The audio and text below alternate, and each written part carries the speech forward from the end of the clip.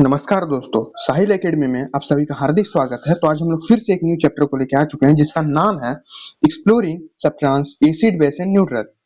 इस एक लेक्चर को देखने के बाद आपको और इस चैप्टर में कोई भी दिक्कत नहीं होगा, तो ये वन शॉट होने वाला है।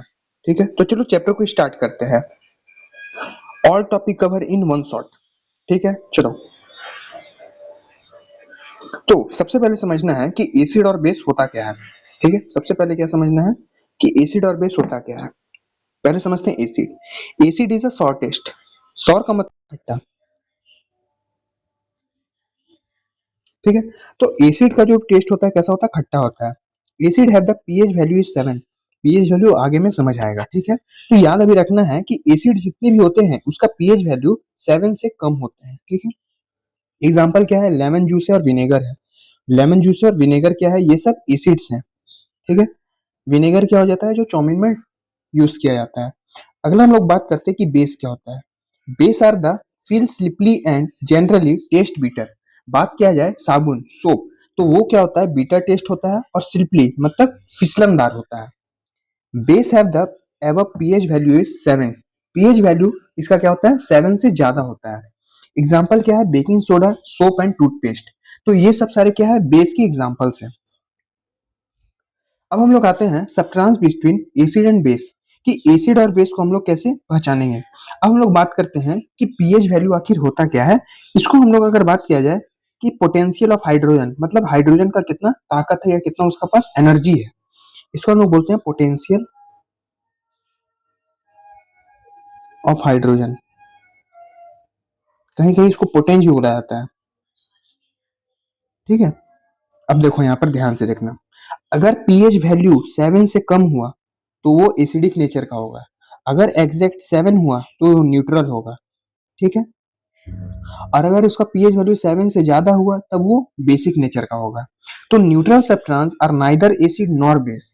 जितने भी न्यूट्रल सब्सटेंस होते हैं ना तो वो एसिड होंगे ना तो वो बेस होंगे। जैसे कि वाटर, वाटर ना तो एसिड है और ना ही बेस है। ठीक है, they have pH value is 7। इसको हम क्या बोलते हैं, इसका पीएच वैल्यू कितना है वाटर का, 7 है। पीएच स्केल जो होता है 0 to 6 एसिडिक। 0 से 6 तक क्या दिखाता है, एसिडिक नेचर को दिखाता है। और 7 जो होता है वो न्यूट्रल होता है। और 8 से 14 वो बेसिक नेचर को शो करता है। तो पीएच वैल्यू को अगर सिंपल बात किया जाए कि होता क्या है, तो पीएच वैल्यू से हमको ये पता चलता है कोई भी सब्सटेंस एसिड है या बेस है। कोई सब्सटेंस एसिड है या बेस है, किससे पता चलता है हमको, पीएच या पीएच स्केल या तो पीएच वैल्यू से हमको पता चलता है। ठीक है, अब न्यूट्रल सब्सटेंस क्या होता है, तो अभी जस्ट पढ़े थे, नाइदर एसिड नॉर बेस, ना तो एसिड ना तो बेस होता है। पीएच वैल्यू एग्जैक्ट 7 होगा। एग्जांपल क्या है, शुगर है, साल्ट है, और वाटर भी लिख सकते हो, H2O। ठीक है, अब आता है कि व्हाट इज इंडिकेटर। इंडिकेटर क्या होता है, पहले समझो सिंपल लैंग्वेज में। इंडिकेटर उस सब्सटेंस को बोलते हैं जिससे हमें पता चलता है कि वह एसिड है या बेस है। इंडिकेटर क्या होता है, जिससे हमें पता चलता है कि वो एसिड है या बेस है, सिंपल लैंग्वेज में। अब बोला क्या जा रहा है, ध्यान से देखो। Indicator are the substance used in a test a substance is acidic, basic और neutral by the changing the colour. या तो स्मेल भी लिख सकते हो, स्मेल से ही पता चलता है। ठीक है, इंडिकेटर क्या होता है, indicator are substance that use the test of a acid and base and neutral. मतलब इंडिकेटर उसे बोलते हैं जिससे हमें पता चलता है कि वो एसिड है, बेस है या न्यूट्रल है। एग्जांपल क्या है, लिटमस पेपर हो जाएगा, रेड कैबेज हो जाएगा और फेनोल्फथालीन हो जाएगा। लिटमस जो होता है वो नेचुरली अकरिंग होता है, जो हमको नेचर द्वारा मिलता है। ये भी नेचर द्वारा मिलता है। और फेनोल्फथालीन जो है ये मैनमेड है, जो ह्यूमंस बनाते हैं, मैनमेड है।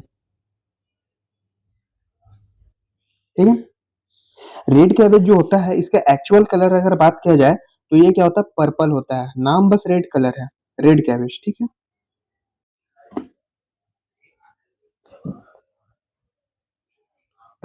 अब देखो क्या बोला जा रहा है, litmus as an indicator. Litmus जो होता है एक तरह से इंडिकेटर का काम करता है, जो इंडिकेट करता है कि कोई एसिड है या बेस है।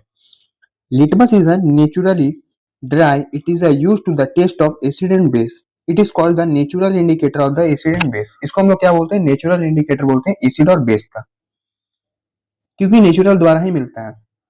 ये कैसे मिलता है, जब जब एल्गी और फंगाई जब एल्गी और फंगाई दोनों मिलता है तब लाइकेन का फॉर्मेशन होता है, और लाइकन से ही हमको लिटमस पेपर मिलता है। दो कलर में होता है, रेड और ब्लू। ठीक है। अब लाइकन प्लांट क्या होता है, देखो। Lichen lichen is extracted from the lichens, मतलब सॉरी, यहाँ पर क्या बोला गया, litmus is the extract from the lichen. Lichen से हमको क्या मिलता है, लिटमस पेपर मिलता है। ठीक है। Lichen grow on a rock is the bark of walls. They are grow the area with a clean and air is good rainfall. कहाँ पर ग्रो करता है, ऐसा एरिया में जहां पर क्लीन एयर होता है और गुड रेनफॉल होता है।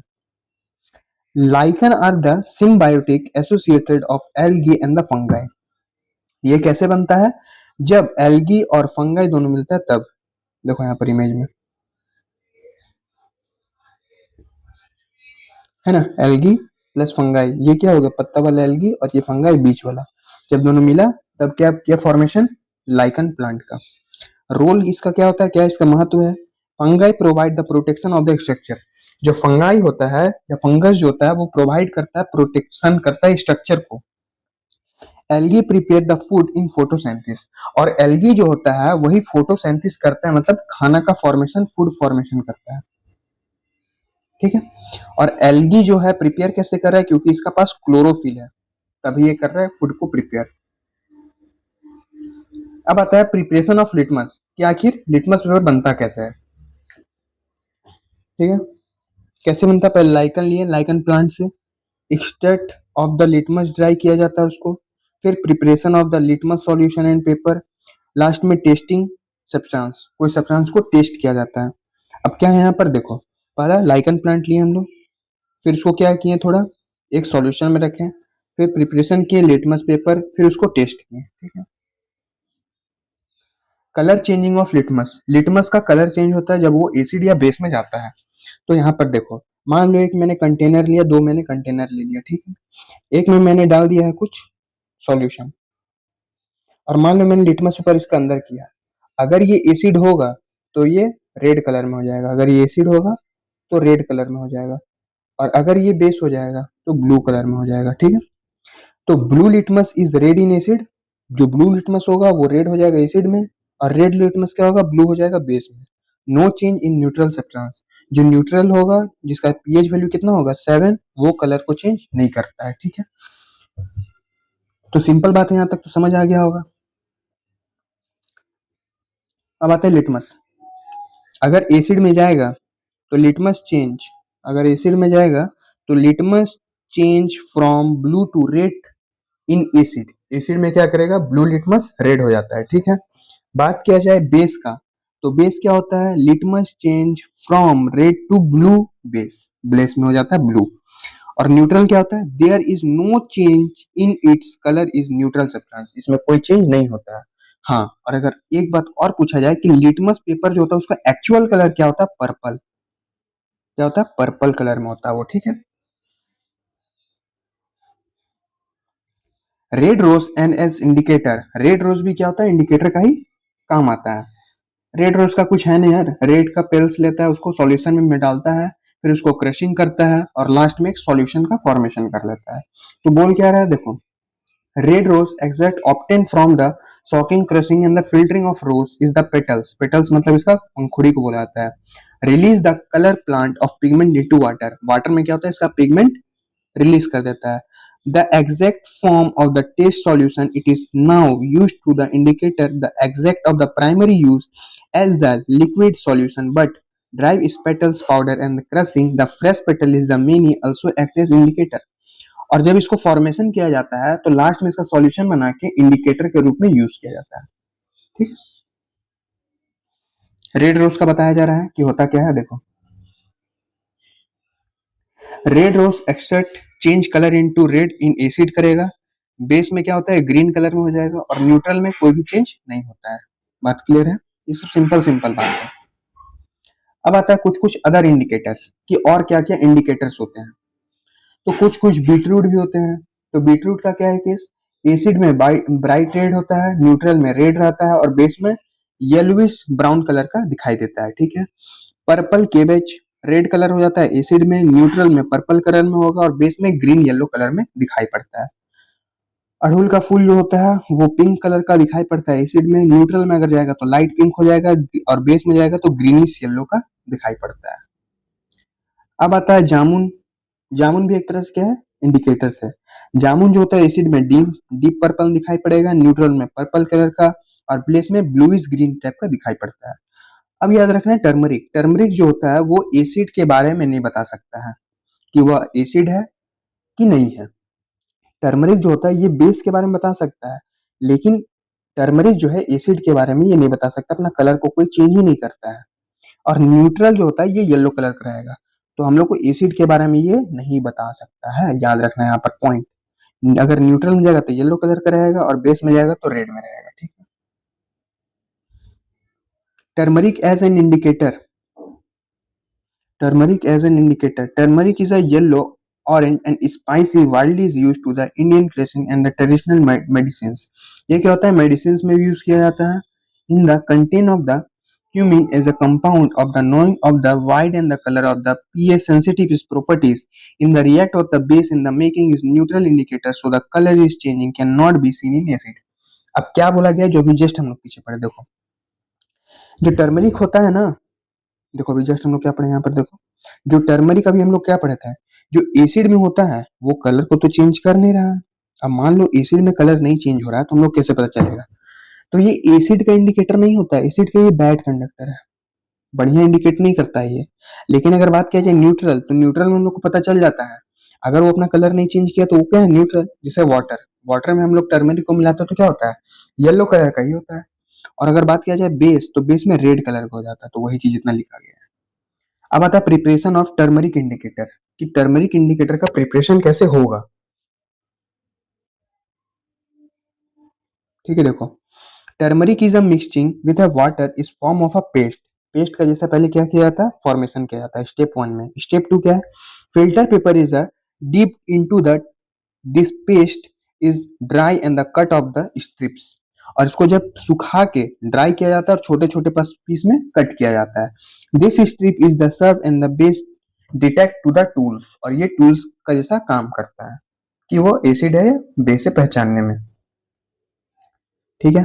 अब आता है टर्मरिक एज एन इंडिकेटर, कि टर्मरिक जो होते हैं वो इंडिकेटर को कैसे कैसे इंडिकेट करते हैं। यहां से जल्दी क्वेश्चन बनता है, ज्यादा भी बनता है, यहाँ से 2 मार्क्स का क्वेश्चन बनता है, ठीक है।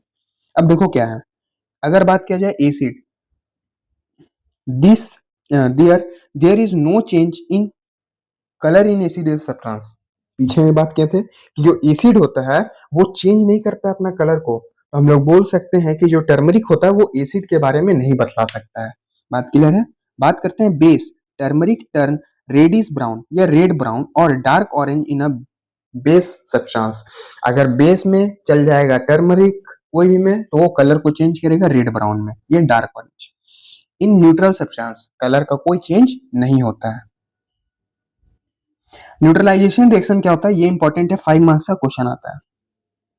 पहले सुनो तब बताते हैं। न्यूट्रलाइजेशन रिएक्शन क्या होता है, जब हम लोग एसिड और बेस को मिलाते हैं तब साल्ट का फॉर्मेशन करता है, उसी को हम लोग बोलते हैं न्यूट्रलाइजेशन रिएक्शन। इसको कहीं कहीं पर एक्सोथर्मिक रिएक्शन बोलता है। अब एक्सोथर्मिक रिएक्शन क्या होता है, एक्सोथर्मिक रिएक्शन उस रिएक्शन को बोलते हैं जहां पर हीट का रिलीज होता है। फिर से सुनो धीरे से।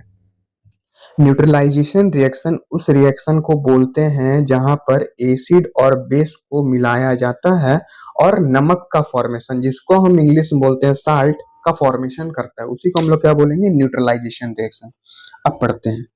When an acid and base is mixed together in a sufficient इस quantity their form is a substance and water to release heat, this is called neutralization reaction. acid and base is salt and heat। तो acid मिलाया गया और base मिलाया गया, salt बना, water बना और हीट रिलीज हुआ। In this reaction is acid is pH and base is high, each balance is resulting is close zero.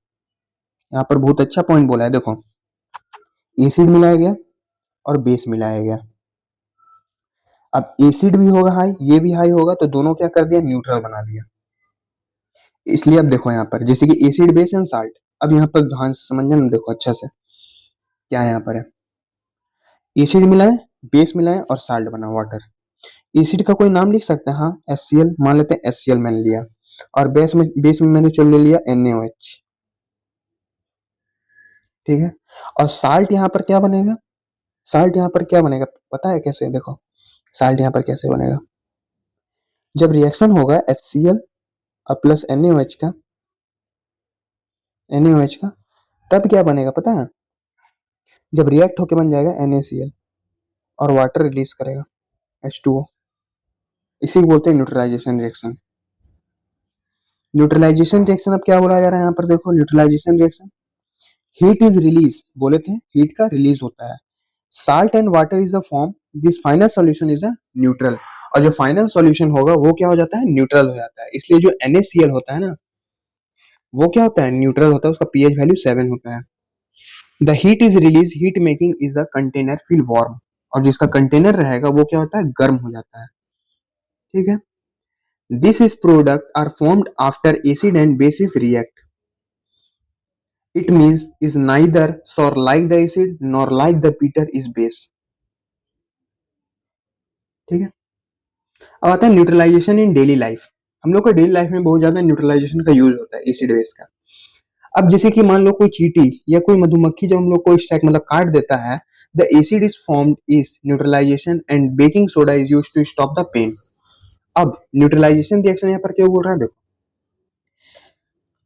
जो भी कोई चींटी होता है ना या कोई बी होता है, मतलब जो मधुमक्खी होते हैं, उसमें पाया जाता है फॉर्मिक एसिड। कौन सा एसिड, फॉर्मिक एसिड। और फॉर्मिक एसिड में जब हम लोग बेस को मिलाते हैं, बेकिंग सोडा को जब मिलाया जाता है, तो ये क्या हो जाता है, इसका pH वैल्यू 7 होकर न्यूट्रल हो जाता है। बात समझ आ रहा है, इसलिए इसमें मिलाया जाता है बेस का, बेकिंग सोडा का यूज किया जाता है। और कहाँ यूज किया जाता है, तो सॉइल ट्रीटमेंट में भी इसका यूज किया जाता है। Farmer add to lime to acidic soil is help to plant grow and better. ये क्या होता है कि जितने फार्मर्स होते हैं यहाँ पर ऐड करते हैं किसका, किसका ऐड करते हैं हम लोग, यूज करते हैं हम लोग बेस का। अब बेस में कहीं कहीं यूज दो चीज का किया जाता है, लाइम वाटर नहीं तो क्विक लाइम। दो को फॉर्मूला लिखा होता है, याद रखना।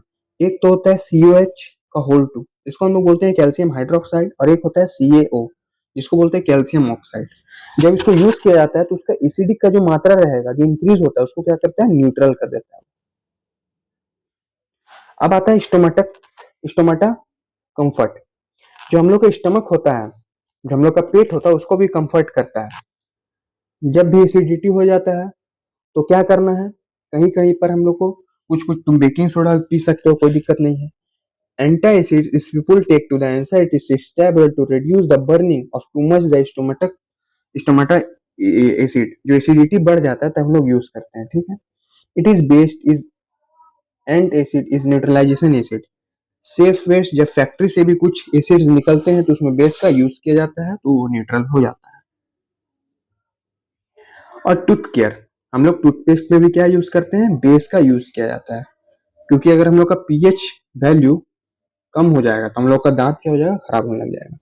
Toothpaste is base and help to the neutralize acid and your mouth can cause the tooth is देखे। तो इसका कारण हम लोग का माउथ जो होगा, जितना भी दांत होंगे वो झड़ेंगे नहीं या खराब नहीं होंगे।